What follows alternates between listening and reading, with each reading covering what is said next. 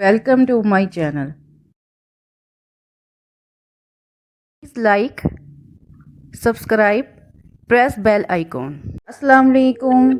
उम्मीद करती हूँ कि आप सब खैरियत से होंगे। आज मेरे YouTube channel bank of foods पर आपके लिए है मज़ेदार नारियल मसाले वाली भिंडी की तरकीब।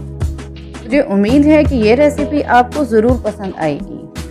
रेसिपी को जानने के लिए वीडियो को मुकम्मल देखें। चूल्हा जलाकर फ्लेम लो रखें। फ्राइंग पैन में 1 खाने का चम्मच नारियल पाउडर डाल दें।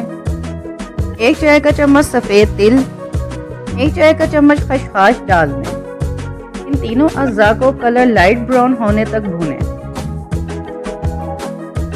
कलर लाइट ब्राउन हो चुका है, चूल्हा बंद कर दें। भुने हुए अज्जा को पीस लें। 4 अदद बारीक कटे हुए टमाटर में आधा कप पानी 125 ml शामिल कर पेस्ट बना लें। टमाटरों का पेस्ट तैयार है।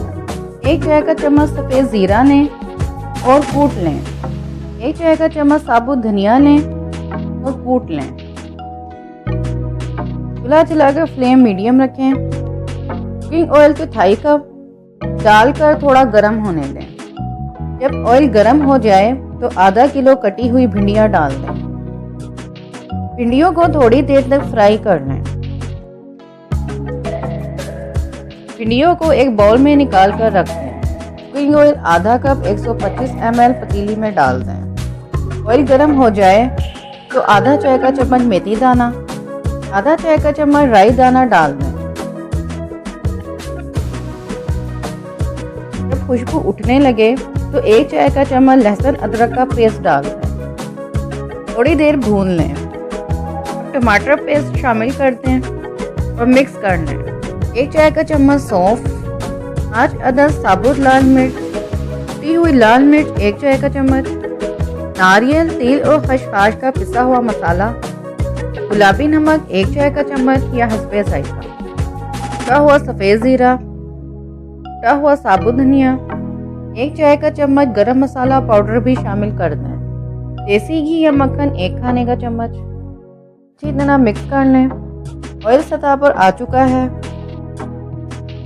1 खाने का चम्मच क्रीम डाल दें और मिक्स कर लें।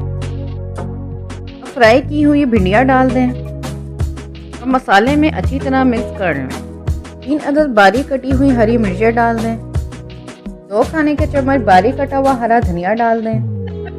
चूल्हे का फ्लेम बिल्कुल लो कर दें। ढक्कन ढककर 20 मिनट तक या भिंडियाँ नरम होने तक पकने दें। 30 मिनट बाद चूल्हा बंद कर दें। ढक्कन हटा दें।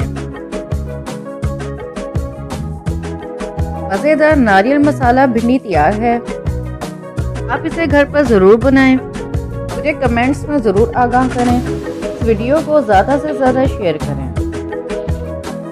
वीडियो देखने का बहुत बहुत शुक्रिया।